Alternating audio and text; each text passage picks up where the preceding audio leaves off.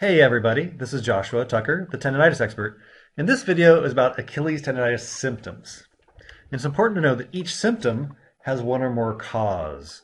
So if you have Achilles tendonitis and you have pain and ache and tightness, maybe some cramping, maybe some burning, do know that tendonitis, quote unquote, is not the cause. There are specific mechanical causes for each of those different symptoms. Altogether, that makes up part of the tendonitis dynamic. So as I just said, Achilles tendonitis symptoms happen for very specific reasons. It's not magic, it's not random, it's not mysterious. You don't have pain or other symptoms just randomly. They don't just show up for no reason. They show up for specific reasons. Now this seems like an obvious statement to me, and I hope that it's an obvious statement to you, but probably if you spent any time with doctors and even physical therapists, for the most part, some are better than others, that if you have Achilles tendonitis pain, you haven't really received a good answer for why exactly you're having that pain. So let's talk about that a little bit. And these are general responses, these are general descriptions. Things are, of course, more complicated, but I try to keep things simple. So this is kind of a simple overview.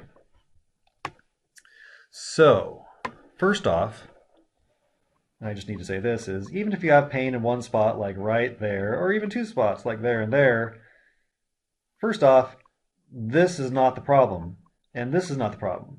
The problem is all of this and even more.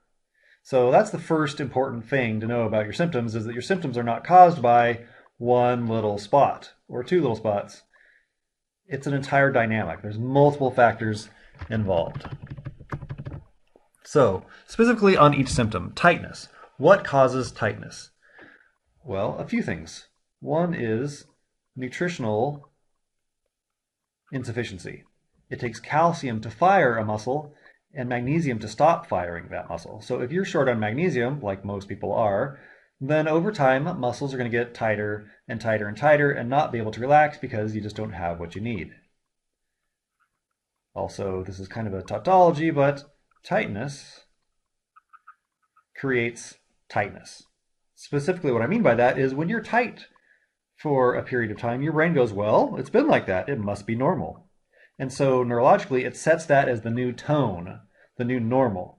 So when you go to sleep at night or get in a hot tub, or even get a massage in some cases, you're not going to relax past that point because that's the new normal. You're set to that tightness as the new normal. You're just not going to, quote unquote, relax more than that. And that sets you up for ongoing tightness. And there's other factors as well, like you can say pain. Whether you consciously feel the pain or not, your brain does, and your body feels pain, it tries to protect you with muscle tightness. It does that to guard and protect whatever the problem might be, but unfortunately pain creates more tightness. That's just how it works. So what creates muscle pain? Well, again, there's always more than one answer, almost always. One is not enough blood flow. Blood flow. So when muscles are tight, they can get ischemic. Ischemic is a fancy term for not enough blood. And when a muscle doesn't have enough blood, it feels pain. So sometimes an easy answer to muscle pain is just create more circulation, get more blood there, and the pain goes away.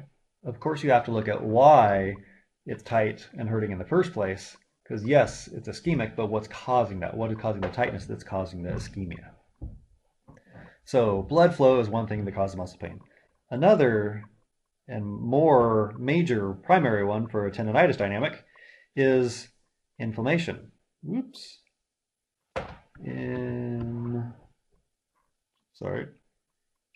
Inflammation. So, specifically for inflammation, what happens is the body releases chemicals which enhance your sensitivity to pain. So, let's say you have tendon pain right there, let's say. That means that right here, there's lots of pain-enhancing chemical floating in the tissue, even the tendon tissue, which is very dense. And then the longer that pain is there, the longer that inflammation process there, the more that chemical spreads into the other tissue. So this pain-enhancing chemical, it sets your neuroreceptors on edge. So it makes everything hurt more. So then when you have some tightness, it's pulling on things and your neuroreceptors are like, ow, that hurts, where they normally wouldn't. and that triggers more of the tightness, and that triggers more of the pain. So as you can already see, there's lots of factors, and they all kind of work together. So same thing with tendon pain. Tendon pain can have the chemical floating there, but specifically for Achilles tendonitis, let's look at tendon pain as, for instance, let's imagine you gently pulling on your finger for 6 months. You're not yanking on it, you're just really gently pulling on it. Before very long, it's going to hurt, and it's going to hurt really badly. It's not injured, it's not damaged. It's just irritated because you've been gently pulling on your finger for a period of time. It probably wouldn't even take but a day or two, and it would already start hurting. Same thing with your Achilles tendon. This muscle gets tight and it pulls that direction. So it pulls the tendon this direction.